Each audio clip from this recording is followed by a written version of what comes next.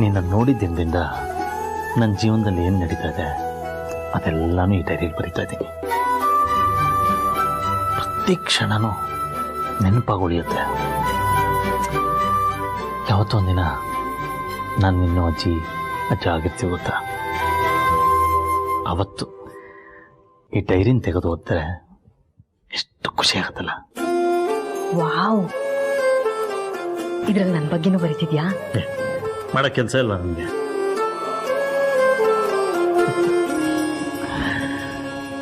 ನನ್ನ ಲೈಫ್ ಬಗ್ಗೆ ಬರೀತಾ ಇದ್ದೀನಿ ಅಂದರೆ ಇನ್ನಿಲ್ದೇ ಇರೋ ಚಾಪ್ಟರ್ ಇದೆಯಾ?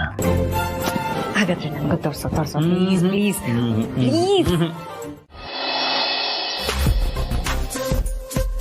ಕಾವ್ಯ ಅದೆಷ್ಟು ಕಾನ್ಫಿಡೆಂಟ್ ಆಗಿ ಹೇಳ್ಬಿಟ್ಲು, ಜಗಳ ಮಾಡಿಲ್ಲ ಅಂದ್ರೆ ಸಂಬಂಧನೇ ಮುರಿದೋಗುತ್ತೆ ಅಂತ. ಅಕಸ್ಮಾತ್ ಅವಳಿಗೆ ಮದುವೆ ಆಗಿಲ್ಲ ಅಂದಿದ್ರೆ ನಂಬೋದಕ್ಕೆ ಕಷ್ಟ ಆಗ್ತಿತ್ತು. ಅವಳಿಗೆ ಮದುವೆ ಆಗಿ ಎಕ್ಸ್ಪೀರಿಯನ್ಸ್ ಆಗಿದೆ. ಸೊ ಅವಳು ಹೇಳ್ತಿರೋದು ನಿಜ ಅನ್ಸತ್ತೆ.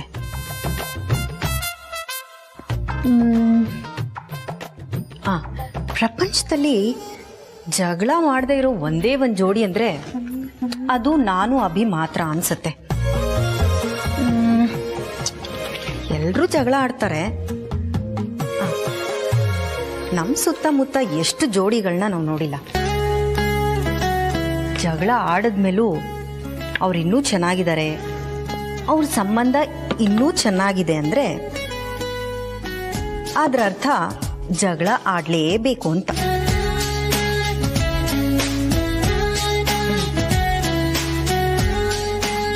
ನಾನೇನಾದ್ರೂ ಮಾಡಿ ಅಭಿನ ನನ್ನ ಜೊತೆ ಜಗಳ ಆಡೋ ಥರ ಮಾಡೇ ಮಾಡ್ತೀನಿ. ಅವ್ನು ನನಗೆ ಬೇಜಾರಾಗುತ್ತೆ ಅಂತ ಒಂದ್ಸಲ ನನ್ನ ಜೊತೆ ಜಗಳ ಮಾಡ್ಬೋದು, ಆದರೆ ಮತ್ತೊಂದ್ಸಲ ಚಾನ್ಸೇ ಇಲ್ಲ. ಹಾಲಲ್ಲಿ ಜಗಳ ಆದರೆ ಬೇಕು ಅನ್ಸ್ದಾಗೆಲ್ಲ ಹಾಕೊಂಡು ನೋಡ್ಬೋದು. ಅಯ್ಯೋ ರಾಮ, ಅಕಸ್ಮಾತು ಅಭಿ ಹಾಲಲ್ಲಿ ಜಗಳ ಮಾಡಲೇ ಇಲ್ಲ ಅಂದ್ರೆ ರೂಮಲ್ಲಾದ್ರೂ ಜಗಳ ಆಡೇ ಆಡ್ತಾನೆ.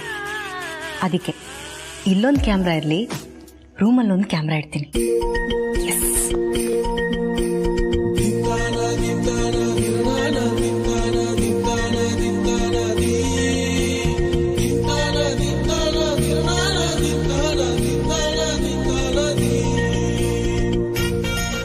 ಸೆಕೆಂಡ್ ಹ್ಯಾಂಡಿ ಕ್ಯಾಮಲ್ಲಿ ಇಡ್ಲಿ.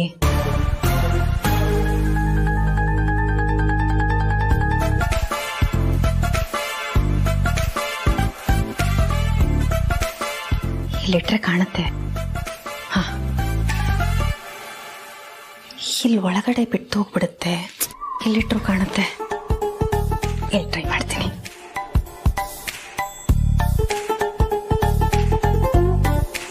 S, perfect. ಇಲ್ಲಿಂದ ನಾನು ಅಭಿ ಜಗಳ ಮಾಡೋದೆಲ್ಲ ಕಾಣುತ್ತೆ. ಈಗ ಅಭಿ ಬರೋದೊಂದೇ ಬಾಕಿ.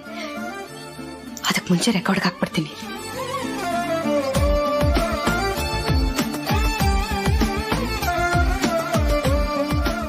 S, perfect.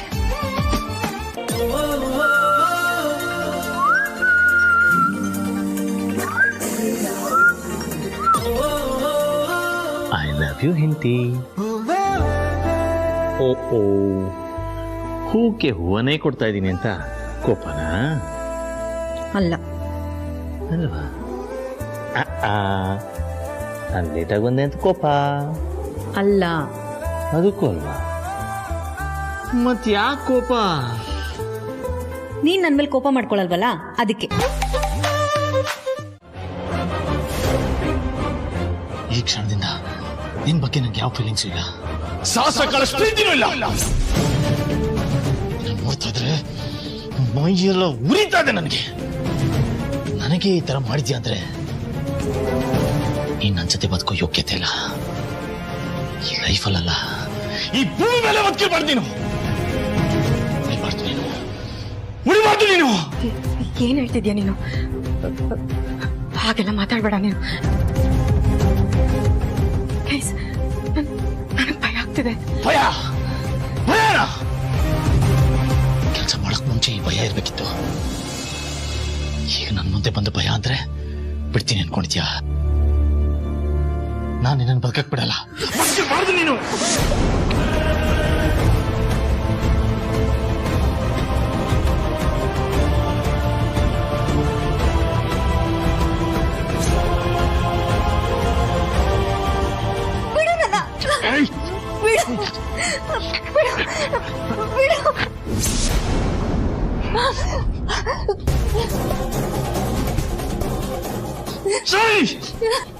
ನನ್ನ ಬಿಟ್ಬಿಡು. ನನ್ ಕೂಸು ಕಟ್ತಾ ಇಲ್ಲ, ಬಿಡು ಬಿಟ್ಬಿಡು. ನನ್ ಬದುಕ್ಬೇಕು, ಬಿಡು ಬಿಡು ನನ್ನ.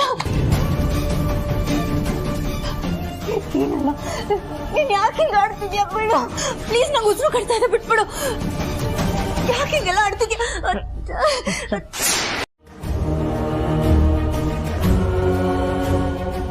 ಅಮ್ಮ ಯಾಕೆ ಫೋನ್ ರಿಸೀವ್ ಮಾಡ್ತಿಲ್ಲ? ಚುಕ್ಕಿಗೆ ಟ್ರೈ ಮಾಡ್ತೀನಿ.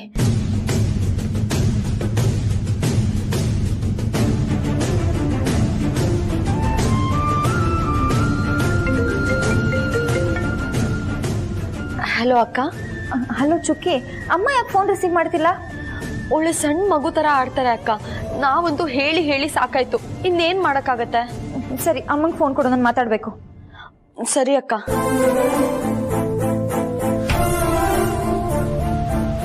ಅಮ್ಮ, ಅಕ್ಕ ಕಾಲಲ್ಲಿದ್ದಾಳೆ. ಅವಳು ಕಾಲಲ್ಲಾದ್ರೂ ಇರ್ಲಿ, ಕೈಲಲ್ಲಾದ್ರೂ ಇರ್ಲಿ, ನಾನು ಅವಳ ಹತ್ರ ಮಾತಾಡಲ್ಲ. ಅಮ್ಮ ಪ್ಲೀಸ್ ಮಾತಾಡು. ಕಣ್ಕಂಡವ್ರ ಹತ್ರ ಮಾತಾಡೋದ್ ದರ್ದು ನನ್ಗಿನ್ನೂ ಏನ್ ಬಂದಿಲ್ಲ. ನೋಡ, ಅವಳು ದೊಡ್ಡ ಮನೆಯಲ್ಲಿ ಇರ್ಬೋದು, ಆದ್ರೆ ನಾನು ಸಾಯೋವರೆಗೂ ಹಿಂಗೆ ಇರ್ತೀನಿ. ದೊಡ್ಡ ಮನುಷ್ಯನ ಸಹವಾಸ ಬೇಡಮ್ಮ. ನಮ್ ಸಲ ಏನಾದ್ರೂ ಫೋನ್ ಮಾಡಿದಾಳೆ, ಮಾತಾಡು ಹಂಗೆ ಹಿಂಗೆ ಅಂತ ಬಂದ್ರೆ ಸರಿಯಾಗಿ ಹೋಗಿತೀನಿ. ಹೋಗೋಗ. ಹಲೋ ಅಕ್ಕ.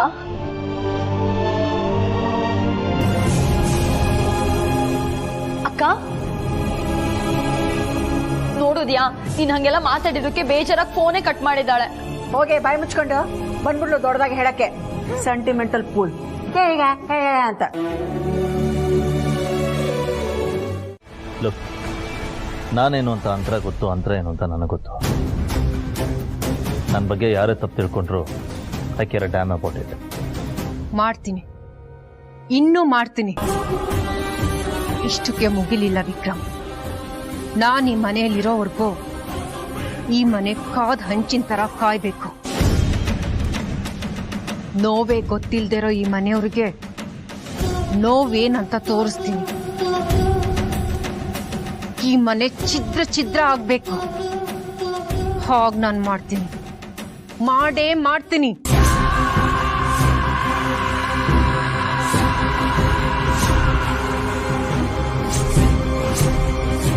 ಏಜೆ ಪ್ಲೀಸ್, ಒಂದ್ಸತಿ ನನ್ನ ಮಾತು ಕೇಳಿ. ಯಾರೇ ಆದ್ರೂ ನಿಮ್ ಬಗ್ಗೆ ಕೆಟ್ಟದಾಗ ಮಾತಾಡೋದು ನಂಗೆ ಇಷ್ಟ ಆಗಲ್ಲ. ನೀವೇನಾದ್ರೂ ರಿಯಾಕ್ಟ್ ಮಾಡ್ಬೇಕು ಪ್ಲೀಸ್ ಏಜೆ. ನನಗೆ ಬೇಕಾಗಿರೋದು ನನ್ನ ನಂತರ ಅವಳು ನೆನ್ಸ್ಬಿಡು ಅಷ್ಟೇ. ಇದಾದ್ಮೇಲೆ ಈ ವಿಷಯದ ಬಗ್ಗೆ ಮತ್ತೆ ಕೆದಕ್ಬೇಡ.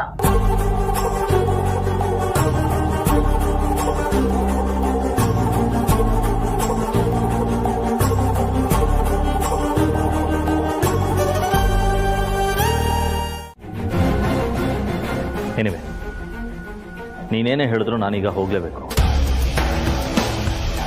ಯಾಕೆಂದ್ರೆ ನಾನು ಹೋಗ್ತಾ ಇರೋದು ತುಂಬ ಇಂಪಾರ್ಟೆಂಟ್ ಕೆಲಸಕ್ಕೆ. ಏಜೆ ಏಜೆ, ಇವ್ರು ಯಾರ ಮಾತು ಕೇಳಲ್ಲ. ಅಜ್ಜಿ ಇರ್ಬೇಕಿತ್ತು, ಆಗ್ಲಾದ್ರೂ ಅವ್ರ ಮಾತು ಕೇಳಿ ಮನೇಲಿ ಇರ್ತಾ ಇದ್ರು. ಏಜೆ ಆಚೆ ಬೇರೆ ಹೋಗ್ತಾ ಇದಾರೆ. ಅಲ್ಲಿ ಜನ ಏನಾದ್ರೂ ಒಂದು ಏಜೆ ಬೇಜಾರು ಮಾಡ್ಕೊಂಡ್ಬಿಟ್ರೆ, ಏನಾದ್ರೂ ಹೆಚ್ಚು ಕಮ್ಮಿ ಆಗ್ಬಿಟ್ರೆ.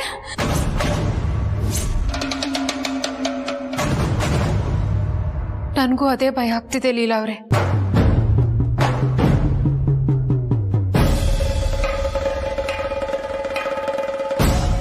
ವಿಕ್ರಮ್ ಎಷ್ಟು ಹೇಳಿದ್ರು ಮಾತು ಕೇಳಲಿಲ್ಲ. ಅವನು ಅನ್ಕೊಂಡಿದ್ದನ್ನ ಸಾಧಿಸ್ಬಿಟ್ಟ. ಈ ಕೈಗೂ ಸಿಗ್ತಾ ಇಲ್ಲ. ಏನ್ ಮಾಡೋದು ಲೀಲಾ ಅವ್ರೆ ಈಗ? ಛಾಯಾ ಅವರೇ, ನನಗೂ ಏನೂ ಗೊತ್ತಾಗ್ತಿಲ್ಲ. ನ್ಯೂಸಲ್ಲಿ ಏನೇನೋ ತೋರಿಸ್ತಾ ಇದ್ದಾರೆ, ಅದೆಲ್ಲ ನಿಜ ಅಂತ ಪ್ರೂವ್ ಆಗ್ಬಿಟ್ರೆ ಏಜೆ ಗತಿ ಏನು? ಈ ಮನೆ ಮರ್ಯಾದೆ ಏನಾಗಬೇಕು? ನಾನಂತೂ ಕಂಪ್ಲೀಟ್ ಆಗಿ ಬ್ಲ್ಯಾಂಕ್ ಆಗ್ಬಿಟ್ಟಿದ್ದೀನಿ. ನೋಡಿ ಲೀಲಾ ಅವ್ರೆ, ನಮ್ಮ ಜೀವನದಲ್ಲಿ ನಮಗೆ ಸರಿಯಾಗಿ ದಾರಿ ತೋರಿಸೋರು ತುಂಬಾ ಕಮ್ಮಿ ಜನ. ಅಂಥದ್ರಲ್ಲಿ ಏಜೆ ನಿಮ್ಮ ಕೈ ಹಿಡಿದು ಸರಿಯಾದ ದಾರಿ ತೋರಿಸಿದ್ದಾರೆ, ನಿಮಗೆ ಗುರು ಆಗಿದ್ದಾರೆ, ಕಷ್ಟ ಸುಖದಲ್ಲಿ ಜೊತೆಯಲ್ಲಿದ್ದಾರೆ. ಅಂತ ಗುರುಗೆ ಇವತ್ತು ಗುರು ದಕ್ಷಿಣೆ ಕೊಡೋ ಸಮಯ ಬಂದಿದೆ. ಅದೇನನ್ನೋದನ್ನ ಹೇಳಿ. ಏಕಲವ್ಯ ಬೆರಳು ಕತ್ತರಿಸ್ಕೊಡ್ತಾರಲ್ಲ, ಆ ಥರ ಬೇಕಾದ್ರೂ ಮಾಡ್ತೀನಿ. ನನ್ನ ಜೀವ ಬೇಕಾದ್ರೂ ಕೊಡ್ತೀನಿ. ನೀವೇನ್ ಹೇಳ್ತೀರೋ ಅದನ್ನ ಮಾಡ್ತೀನಿ. ಹೇಳಿ. ನೋಡಿ ಲೀಲಾ ಅವ್ರೆ, ಏಜೆ ಒಳ್ಳೆಯವರು ಅಂತ ಪ್ರೂವ್ ಮಾಡೋದಕ್ಕೆ ಸಾಕ್ಷಿ ಇದೆ. ಆ ಸಾಕ್ಷಿ ಇದೇ ಮನೆಯಲ್ಲಿದೆ ಅಂತ ನಾನು ನಿಮ್ಗೆ ಹೇಳಿದ್ದೀನಿ. ಆ ಸಾಕ್ಷಿ ಎಲ್ಲೇ ಇದ್ರೂ ನೀವು ಅದನ್ನ ಹುಡುಕ್ ತರಬೇಕು. ಅದನ್ನ ತಂದ್ರೆ ಮಾತ್ರ ಏಜೆ ಎಂತವ್ರು ಅಂತ ಈ ಜಗತ್ತಿಗೆ ತೋರ್ಸೋದಕ್ಕೆ ಸಾಧ್ಯ. ನೋಡಿ ಲೀಲಾ ಅವ್ರೆ, ಇವತ್ತು ಏಜೆ ಮೇಲೆ ಯಾರ್ಯಾರು ಅನುಮಾನ ಪಡ್ತಾ ಇದ್ದಾರೋ ಅವರು ನಾಳೆ ಏಜೆ ಮುಂದೆ ನಿಂತು ಕ್ಷಮೆ ಕೇಳ್ತಾರೆ. ಆದ್ರೆ ನೀವು ಆ ಸಾಕ್ಷಿ ತಂದ್ರೆ ಮಾತ್ರ, ಅದರಿಂದ ಮಾತ್ರ ನೀವು ಏಜೆನ ಉಳಿಸ್ಕೊಳ್ಳೋದಕ್ಕೆ ಸಾಧ್ಯ. ನೀವು ತರೋ ಸಾಕ್ಷಿ ಮೇಲೆ ಎಲ್ಲ ನಿಂತಿದೆ. ಯೋಚನೆ ಮಾಡಿ.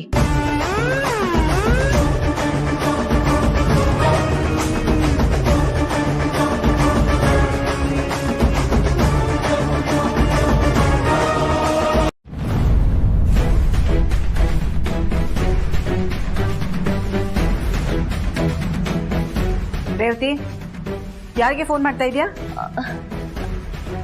ಅಕ್ಕಂಗಮ್ಮ. ಅಕ್ಕನ? ಯಾವಳೆ ಅವಳ ಅಕ್ಕ? ಅಮ್ಮ ಏನ್ ಮಾತಾಡ್ತಿದ್ಯಾ? ಲೀಲಾ ಅಕ್ಕಂಗೆ. ನೋಡೆ, ನಾನ್ ಹೆತ್ತಿರೋದು ನಿನ್ನೊಬ್ಳನೆ. ನೀನ್ ನನ್ ಮಗಳು. ಯಾವಳ ಅಕ್ಕ ಅಂತೆ? ಅಕ್ಕ ಅಕ್ಕ ಎಲ್ಲಿಂದಾನೆ ಬಂದ್ಲು ನಿನ್ಗೆ? ಅಮ್ಮ ಪ್ಲೀಸ್ ಅಮ್ಮ, ಕೋಪದಲ್ಲೂ ಹೀಗೆಲ್ಲ ಮಾತಾಡ್ಬೇಡ. ಕೋಪದಲ್ಲಿ ಇದ್ದಾಗ್ಲೇ ಇಂಥ ಮಾತೆಲ್ಲ, ಇಂಥ ನಿಜ ಎಲ್ಲ ಹೊರಗಡೆ ಬರೋದು. ಒಂದು ದಿನನಾದ್ರೂ ಅಕ್ಕನ ಸ್ಥಾನದಲ್ಲಿ ನಿಂತು ನಿನ್ನನ್ನು ನೋಡ್ಕೊಂಡಿದ್ದಾಳೇನೆ ಅವಳು? ಹಾಗೇನಾದ್ರೂ ಇದ್ದಿದ್ರೆ ಮದ್ವೆ ನಿಲ್ಸ ಆಟ ಆಡ್ತಿರ್ಲಿಲ್ಲ ಅವಳು. ಇಲ್ಲ, ಅವಳು ಇರೋವರೆಗೂ ನಿನಗಾಗ್ಲಿ ಮನೆಯವ್ರಿಗಾಗ್ಲಿ ಖಂಡಿತವಾಗ್ಲೂ ನೆಮ್ಮದಿ ಇರಲ್ಲ. ನಾವು ಮಾಡದಿರೋ ತಪ್ಪಿಗೆ ಶಿಕ್ಷಣ ಅನುಭವಿಸ್ಬೇಕಾಗುತ್ತೆ. ಎಲ್ಲ ನನ್ ಕರ್ಮ. ಅಮ್ಮ ನಿಜವಾಗ್ಲೂ ನೀನ್ ತಪ್ಪು ತಿಳ್ಕೊಂಡಿದ್ಯಾ? ಒಂದ್ಸಲ ಸಮಾಧಾನವಾಗಿ ಯೋಚನೆ ಮಾಡಮ್ಮ. ಬಾಯ್ನ ಎತ್ತೋಳಿಗೆ ಬುದ್ಧಿ ಹೇಳಕ್ ಬಂದ್ಬಿಟ್ಲು. ವಯಸ್ಸಿಗೆ ತಕ್ಕನಾಗ್ ನಡ್ಕೋ. ನೋಡು, ಇನ್ನೊಂದ್ಸಲ ಅವ್ಳು ಫೋನ್ ಮಾಡಿ ಶಂಕ ಓದುದನ್ನ ನಾನು ಏನಾದ್ರೂ ನೋಡಿದ್ರೆ ಸುಮ್ಮನೆ ಇರಲ್ಲ. ಕೊಡು ಫೋನ್.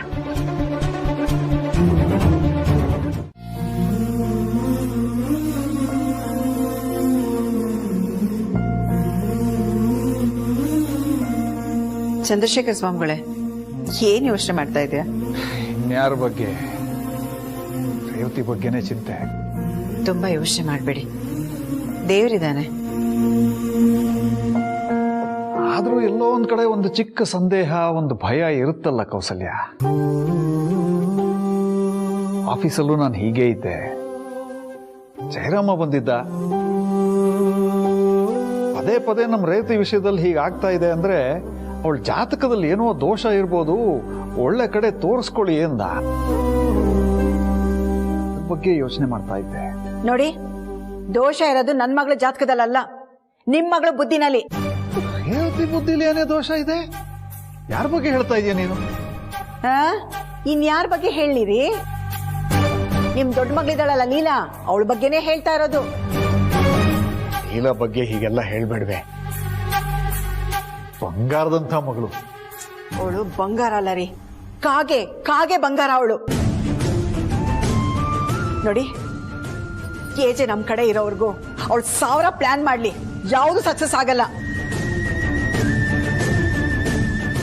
ಅಳಿಯಂದ್ರ ಕೈ ನಮ್ ತಲೆ ಮೇಲೆ ಇರೋವರೆಗೂ ನಾವು ನಮ್ಮ ಮನೆಯವರೆಲ್ಲ ಆರಾಮಾಗಿರ್ತೀವಿ.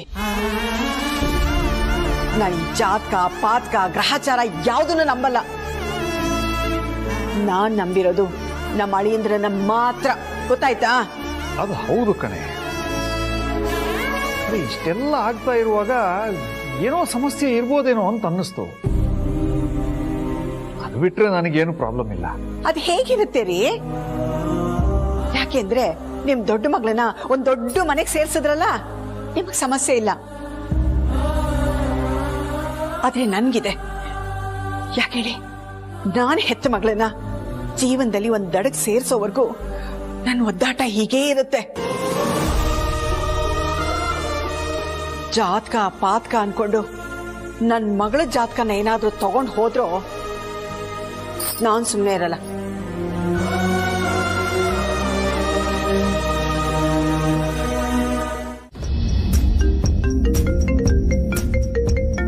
ಅರೆ, ನನ್ನ ಕಾಲೇಜ್ ಫ್ರೆಂಡ್ ಅನಿತಾ ಇವಳೇನು ಇಷ್ಟು ವರ್ಷ ಆದ್ಮೇಲೆ ಕಾಲ್ ಮಾಡಿದಾಳೆ. Hello, hi Anitha, what a surprise. ಏನೇ ಇಷ್ಟು ವರ್ಷ ಆದ್ಮೇಲೆ ಕಾಲ್ ಮಾಡಿದ್ಯಾ? ಹೇಗಿದ್ಯಾ? ನಾನ್ ಚೆನ್ನಾಗಿದ್ದೀನಿ ಕಣೆ, ನೀನ್ ಹೇಗಿದೀಯ ಅಂತ ಕೇಳೋಕ್ ಫೋನ್ ಮಾಡಿದೆ. ನಾನು ಹೇಗಿದ್ಯಾ ಅಂತ ಕೇಳೋದಕ್ಕೆ ಇಷ್ಟು ವರ್ಷ ಆದ್ಮೇಲೆ ಕಾಲ್ ಮಾಡಿದ್ಯಾ? ನನ್ಗೆ ಅರ್ಥ ಆಗ್ತಿಲ್ಲ. ಇನ್ನೇನ್ ಸರು, ಎಲ್ಲಾ ಕಡೆಗೂ ನಿಮ್ಮನೆ ಸುದ್ದಿನೇ ಬರ್ತಿದೆ. ನಮ್ಮನೆಲ್ಲಂತೂ ಏಜೇಂದ್ರ ನಿನ್ ಫ್ರೆಂಡ್ ಸರು ಮಾವ ಅಲ್ವಾ, ಏನಾಯ್ತು ಒಂದ್ಸಲ ಫೋನ್ ಮಾಡಿ ವಿಚಾರಿಸು ಅಂತ ಹೇಳಿ ಹೇಳಿದ್ದು. ನಾನೇ ಬೇಡ ಅಂತ ಸುಮ್ನಿದ್ದೆ. ಆದ್ರೆ ಪಾಪ ನೀನ್ ಎಷ್ಟು ನೋವಲ್ಲಿರ್ತೀಯೋ ಏನೋ ಅಂತೇಳಿ ಫೋನ್ ಮಾಡಿದೆ ಕಣೆ. ನೋವಾ? ನನಗ್ಯಾಕೆ ನೋವಾಗ್ಬೇಕು? ವಾಟ್ ಸರು, ಇಷ್ಟೆಲ್ಲ ಆಗಿದೆ, ನ್ಯೂಸ್ ಅಲ್ಲೆಲ್ಲ ಏಜ್ ಸುದ್ದಿನೇ ಬರ್ತಾ ಇದೆ. ನಿನಗೆ ಅವಮಾನ ಅನ್ಸಲ್ವಾ? ಅವ್ರ ಸೊಸೆಯಾಗಿ ನೀನ್ ತಲೆ ಎತ್ಕೊಂಡು ಓಡಾಡಕ್ಕಾಗುತ್ತಾ? ನಾವು ತಲೆ ಎತ್ಕೊಂಡು ಓಡಾಡ್ದಿರೋ ಹಾಗೆ ನಮ್ಮ ಏಜೆ ಏನ್ ಮಾಡಿದ್ದಾರೆ? ಏನ್ ಸರ್ ಹಿಂಗನ್ಬಿಟ್ಟೆ? ಇಷ್ಟು ದಿನ ಎಲ್ರು ಏಜೆನ ದೇವ್ರು ಅಂತ ಹೇಳ್ತಾ ಇದ್ರು, ಆದ್ರೆ ಈಗ ಇಷ್ಟೆಲ್ಲ ಆಗಿದೆ. ಈಗ್ಲೂ ನೀನು ಏನ್ ಮಾಡಿದ್ದಾರೆ ನಮ್ಮ ಮಾವ ಅಂತ ಕೇಳ್ತಿದೀಯ. ನಿನ್ನ ಜಾಗದಲ್ಲಿ ನಾನೇನಾದ್ರೂ ಇದ್ದಿದ್ರೆ ಇಷ್ಟೊತ್ತಿಗೆ ಏಜೆ ಮನೆ ಬಿಟ್ಟು ತವ್ರ ಮನೆ ಸೇರ್ಕೊಂಡಿರ್ತಿದ್ದೆ. ಶಡಪ್. ನೀನ್ ನನ್ನ ಫ್ರೆಂಡ್ ಅನ್ನೋ ಒಂದೇ ಒಂದ್ ಕಾರಣಕ್ಕೆ ಇಷ್ಟೊತ್ತವರೆಗೂ ಹಲ್ ಕಚ್ಕೊಂಡು ಮಾತಾಡಿದೀನಿ. ಏನಂದ ನೀನು? ನೀನೇನಾದ್ರೂ ನನ್ನ ಜಾಗದಲ್ಲಿ ಇದ್ದಿದ್ರೆ ತವ್ರ ಮನೆಗೆ ಸೇರ್ಕೋತಾ ಇದ್ಯಾ? ನಾನೇನಾದ್ರೂ ನಿನ್ ತವ್ರ ಮನೆಯಲ್ಲಿ ಇದ್ದಿದ್ರೆ ನಿನ್ನ ಮನೆ ಒಳಗಡೆನೂ ಬಿಟ್ಕೋತಾ ಇರ್ಲಿಲ್ಲ. ಮೊದ್ಲು ನಿಮ್ ಮನೆಯವ್ರನ್ನ ನಂಬೋದನ್ ಕಲಿ, ಆಮೇಲೆ ಬೇರೆಯವ್ರಿಗೆ ಬಿಟ್ಟಿ ಉಪದೇಶ ಕೊಡ್ವೆಂತೆ. ನಿಮ್ ಮನೆಯವ್ರನ್ನೇ ನೀನ್ ನಂಬ್ಲಿಲ್ಲ ಅಂದ್ರೆ ನಿನ್ಗ ಆ ಮನೆಯಲ್ಲಿರೋ ಅರ್ಹತೆನೇ ಇಲ್ಲ ಅಂತ ಅರ್ಥ. ಏಜೆ ಅಂದ್ರೆ ಏನ್ ಅನ್ಕೊಂಡಿದ್ಯಾ ನೀನು? ನಾವು ಅವ್ರ ಸೊಸೆರೇ ಇರ್ಬೋದು, ಆದ್ರೆ ಒಂದ್ಸಲನೂ ಅವ್ರು ನಮ್ಮನ್ನ ಮಾವನ್ ತರ ನೋಡ್ಕೊಂಡೇ ಇಲ್ಲ. ಸ್ವಂತ ಮಕ್ಕಳು ತಪ್ಪು ಮಾಡಿದ್ರೆ ಹೇಗೆ ತಿದ್ದಿ ಬುದ್ಧಿ ಹೇಳ್ತಾರೋ ಹಾಗೆ ಅವರು ನಾವು ಮಾಡೋ ಪ್ರತಿ ತಪ್ಪನ್ನು ತಿದ್ದಿ ಬುದ್ಧಿ ಹೇಳಿ ನಾನು ಈಗ ತಾನೇ ಒಬ್ಳಿಗೆ ಉಗಿದ್ ಬಂದಿದ್ದೀನಿ. ಅಲ್ಲ, ಈ ಜನಕ್ಕೆ ಮಾಡಕ್ ಬೇರೆ ಕೆಲ್ಸಾನೇ ಇರೋದಿಲ್ವಾ? ಬರೀ ಇನ್ನೊಬ್ರು ಲೈಫಲ್ಲಿ ಮೂಗ್ ತೂರ್ಸೋದೇ ಆಗೋಯ್ತು. ಸರು, ದಿನ 100 ಜನದ ಮೇಲೆ ನ್ಯೂಸ್ ಬರುತ್ತೆ. ಇಲ್ಲಿ ಏಜ್ ಅನ್ನೋ ಹೆಸರೇ ಒಂದ್ ನ್ಯೂಸು, ಅದ್ರಲ್ಲೇನಿದೆ? ಯಾಕೆ ಜನ ಎಷ್ಟೊಂದು ತಲೆ ಕೆಡ್ಸ್ಕೊಂತಿದ್ದಾರೆ? ಅಕ್ಕ, ಯಾಕೆ ಹೀಗೆಲ್ಲ ಆಗ್ತದೆ? ಏನಾಗಿದೆ ಈ ಮನೆಗೆ? ನಾವೆಲ್ಲ ಮನೆ ಒಳಗಡೆ ಇಟ್ಕೊಂಡೆ ಪ್ಲಾನ್ ಮಾಡ್ತಿದ್ವಿ ಸರು, ಆದ್ರೆ ಈಗ ಯಾರೋ ಮನೆಯಿಂದ ಆಚೆ ಇಟ್ಕೊಂಡು ಪ್ಲಾನ್ ಮಾಡ್ತಿದ್ದಾರೆ ಅನ್ಸುತ್ತೆ. ನಿಜ ಅಕ್ಕ, ನನಗಂತೂ ಮುಂದೆ ಏನಾಗುತ್ತೆ ಅಂತಾನೆ ಗೊತ್ತಾಗ್ತಿಲ್ಲ. ಏಜೆ ಯಾವುದಕ್ಕೂ ರೆಸ್ಪಾಂಡೇ ಮಾಡ್ತಿಲ್ಲ. ಹೀಗೆ ಆದ್ರೆ ಮುಂದೆ ಏನಕ್ಕ ಕತೆ? ಏನಾಗುತ್ತೆ ಅಂತ ನನಗೂ ಐಡಿಯಾ ಇಲ್ಲ ಸರು. ಮೊದಲು ಏಜೆ ವಿಷಯ ಸಾಲ್ವ್ ಆದ್ರೆ ಸಾಕು. ಅಲ್ಲಿವರೆಗೂ ಮನೇಲಿ ಯಾರಿಗೂ ನೆಮ್ಮದಿ ಇಲ್ಲ ಸರು.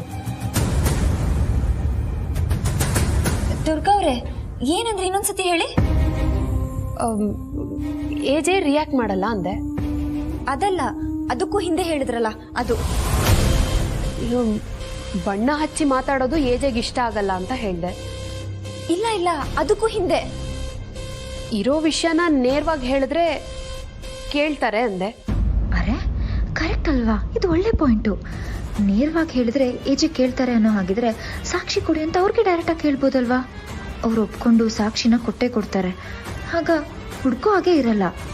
ಏಜೆಗೆ ಬಂದಿರೋ ಪ್ರಾಬ್ಲಮ್ನ ನಾನು ಈಸಿಯಾಗಿ ಸಾಲ್ವ್ ಮಾಡ್ಬೋದು. ದುರ್ಗಾ ಅವ್ರೆ, ಒಂದ್ ನಿಮಿಷ ಬಂದೆ. ಲೀಲಾ,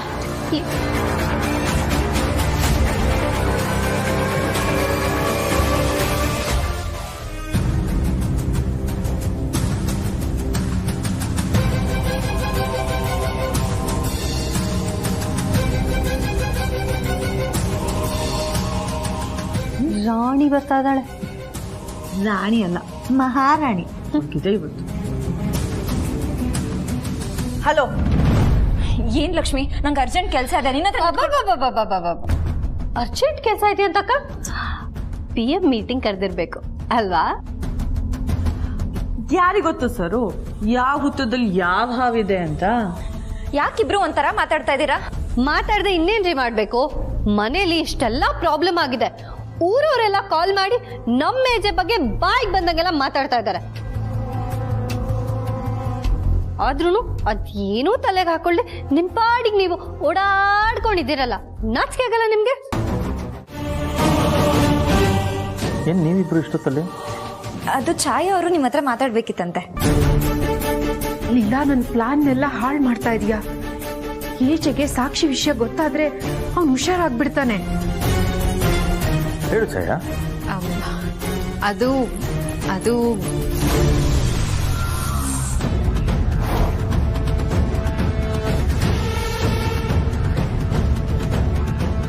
ಛಾಯಾ ಅವರೇ, ಸಾಕ್ಷಿ ಕೊಡಿ ಅಂತ ಹೇಳಿ. ಅದೇ ಏಜೆ, ಇಷ್ಟೆಲ್ಲ ಪ್ರಾಬ್ಲಮ್ ಆಗ್ತಿದೆಯಲ್ಲ, ನೀವು ಹೇಗಿದ್ದೀರಾ ಅಂತ ನೋಡ್ಕೊಂಡು ಹೋಗೋಣ ಅಂತ ಬಂದೆ.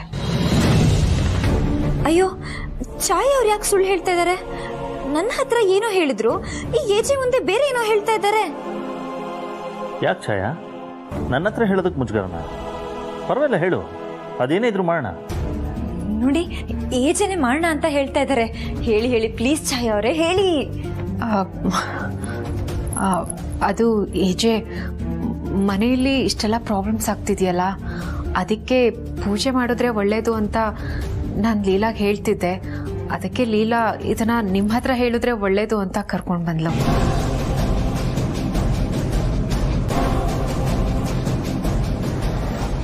Thanks for your concern. But ಮನೆಗೇನು ಕೆಟ್ಟದಾಗಿಲ್ಲ ಛಾಯಾ. ಇನ್ಫ್ಯಾಕ್ಟ್ ಎಲ್ಲರಿಗೂ ಒಳ್ಳೇದಾಗಲಿ ಅಂತ ಅಮ್ಮ ತೀರ್ಥಯಾತ್ರೆಗೆ ಹೋಗಿದ್ದಾರೆ. ಆ್ಯಂಡ್ ನನಗೇನಾದ್ರೆ ಹೆಚ್ಚು ಕಮ್ಮಿ ಆಗುತ್ತೆ ಅಂತ ನೀವು ಯೋಚನೆ ಮಾಡ್ತಿದ್ರೆ I think you should not worry. I know you are bothered, but ಈ ಥರದ್ದು ಇನ್ನೂ ಎಷ್ಟೇ ಹೊಡ್ತಾ ಬಿದ್ದರೂ ನಾ ಹೀಗೆ ಇರ್ತೀನಿ.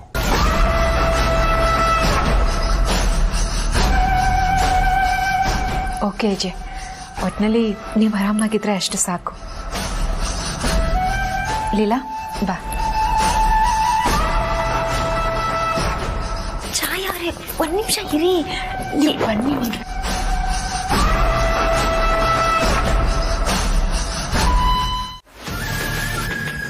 ಈಗ ಲೀಲಾ ಏಜನ್ನ ಉಳಿಸ್ಕೊಳ್ಳೋದಕ್ಕೋಸ್ಕರ ಸಾಕ್ಷಿನ ಹುಡುಕಿ ಜೋಪಾನವಾಗಿ ನನ್ನ ಕೈಗೆ ತಂದು ಕೊಡ್ತಾಳೆ. ಆದರೆ ಈ ಸಾಕ್ಷಿ ಏಜೆನ ಉಳಿಸೋ ಅಂಥ ಸಾಕ್ಷಿ ಅಲ್ಲ. ಏಜೆ ಅನ್ನೋ ಹೆಸರನ್ನ, ಅವನ ಗೌರವನ, ಏಜೆ ಮರ್ಯಾದನ ನೆಲಕ್ಕೆ ಕಚ್ಚೋ ಅಂಥ ಸಾಕ್ಷಿ. ಲೀಲಾ ಏಜೆನ ಉಳಿಸ್ಕೊಳ್ಳೋದಕ್ಕೆ ನನ್ನ ಹತ್ರ ಸಾಕ್ಷಿ ತಂದುಕೊಟ್ರೆ ಏಜೆ ಹೆಸರನ್ನ ಹೇಗೆ ಹಾಳು ಮಾಡಬೇಕು ಅಂತ ನಾನು ಎಲ್ರಿಗೂ ತೋರಿಸ್ಕೊಡ್ತೀನಿ. ಇಷ್ಟು ವರ್ಷದ ನಮ್ಮ ದ್ವೇಷಕ್ಕೆ ಆ ಏಜೆ ಕಂಬಿ ಹಿಂದೆ ನಿಲ್ಬೇಕು. ಹಾಗೆ ಮಾಡ್ತೀನಿ. ಲೀಲನ್ ಹೆಸರು ಯೂಸ್ ಮಾಡಿಕೊಂಡು ನಾನು ಇದನ್ನೆಲ್ಲ ಮಾಡಿದ್ರೆ ಲೀಲನ್ ಹೆಸರೇ ಬರುತ್ತೆ. ಆಗ ನಾನು ಸೇಫ್, ನನ್ನ ಆಟನೂ ಸೇಫ್.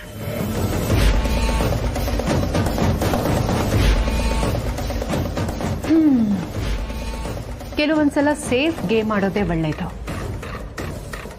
ಏಜೆ ದೊಡ್ಡ ಬಿಸ್ನೆಸ್ ಮ್ಯಾನ್, ಲೆಕ್ಕಾಚಾರ ಚೆನ್ನಾಗೇ ಗೊತ್ತಿರುತ್ತೆ. ಇನ್ನು ಮುಂದೆ ಕಂಬಿ ಹಿಂದೆ ನಿಂತು ಕಂಬಿಗಳನ್ನ ಲೆಕ್ಕ ತಪ್ಪದೆ ಎಣಿಸು.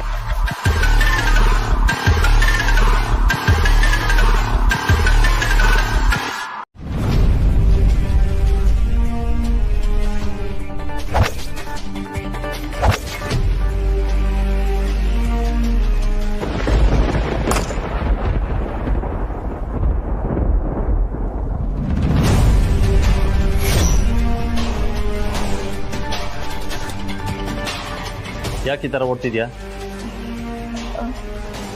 ಅದು ಏಜೆ, ಅದು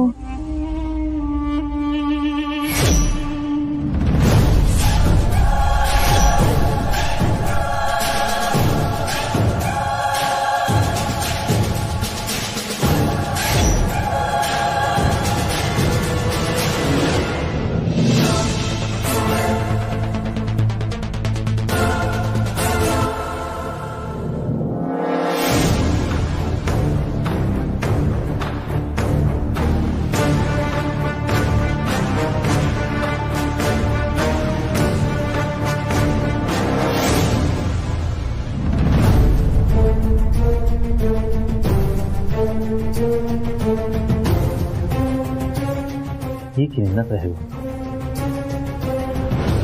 ನಿನ್ನೆ ಕೇಳ್ತಾ ಇರೋದು, ಈ ಕೀ ನಿನ್ನ ಹತ್ರ ಹೇಗೆ ಬಂತು?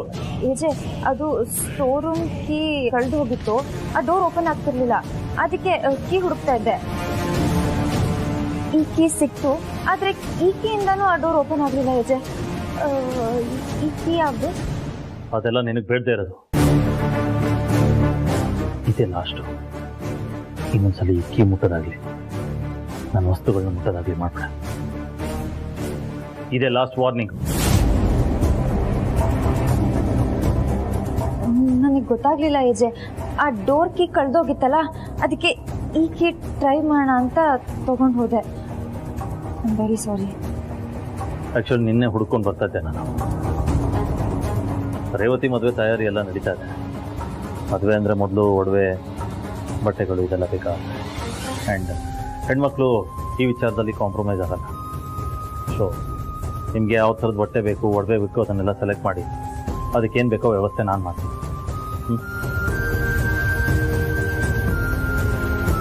ಮದ್ವೆನೇ ಬೇಡ ಅಂತ ಹೇಳ್ತೀನಿ, ಅದ್ರಲ್ಲಿ ಒಡವೆ ಬೇರೆ. ರಾತ್ರಿ ಆಗಿದೆ, ಮಲ್ಕೊ.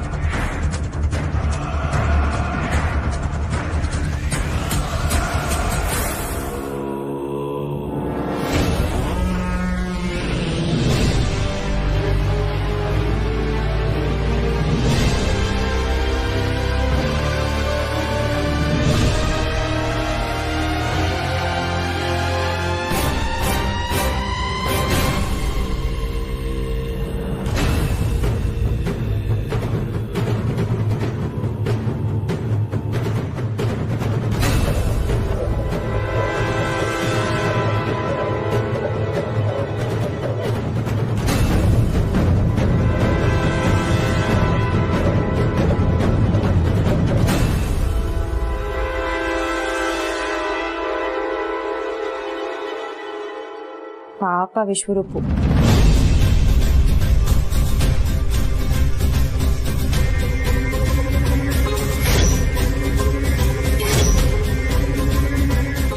ಏಜೆ ಮೇಲೆ ತುಂಬಾ ಪ್ರೀತಿ ಇಟ್ಕೊಂಡಿದ್ದಾರೆ, ಗೌರವನೂ ಇಟ್ಕೊಂಡಿದ್ದಾರೆ, ಆದ್ರೆ ಅಷ್ಟೇ ಭಯ ಪಡ್ತಾರೆ. ಎಲ್ಲಿದೆ ಫೈಲು?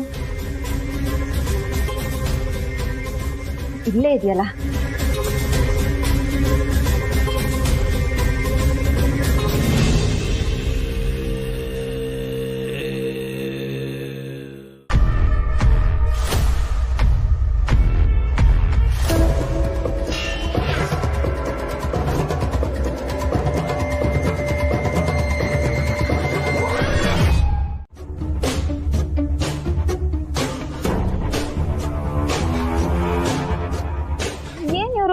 ಇಷ್ಟೊತ್ತಾದ್ರೂ ಬಂದಿಲ್ವಲ್ಲ?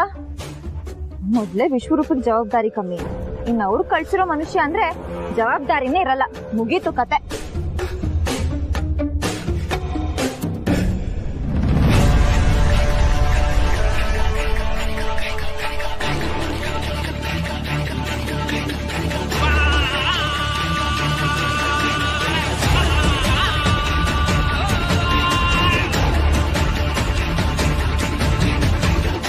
ನಮಸ್ತೆ ಮೇಡಮ್, ಫೈಲ್ ತಗೊಂಡು ಹೋಗೋಣ ಅಂತ ಬಂದೆ. ಯಾವ ಫೈಲು? ನನ್ಗೆ ಯಾವ ಫೈಲು ಗೊತ್ತಿಲ್ಲ, ನಾನು ಯಾವ ಫೈಲು ಕೊಡಲ್ಲಪ್ಪ.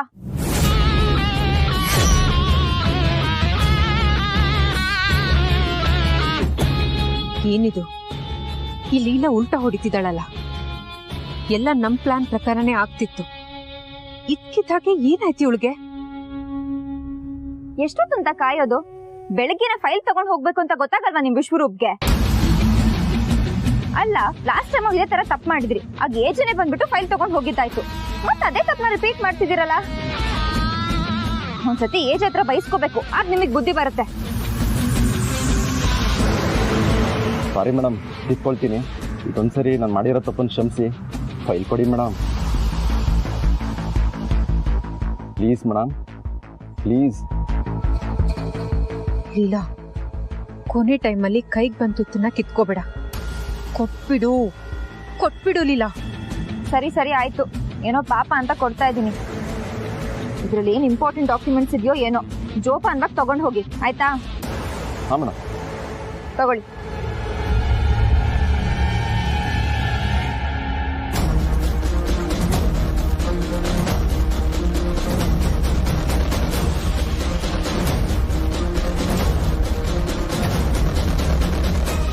ಎಂತ ಮನುಷ್ಯ ಏನೋ ಒಂದ್ ಥ್ಯಾಂಕ್ಸ್ ಸಹ ಹೇಳಿಲ್ವಲ್ಲ.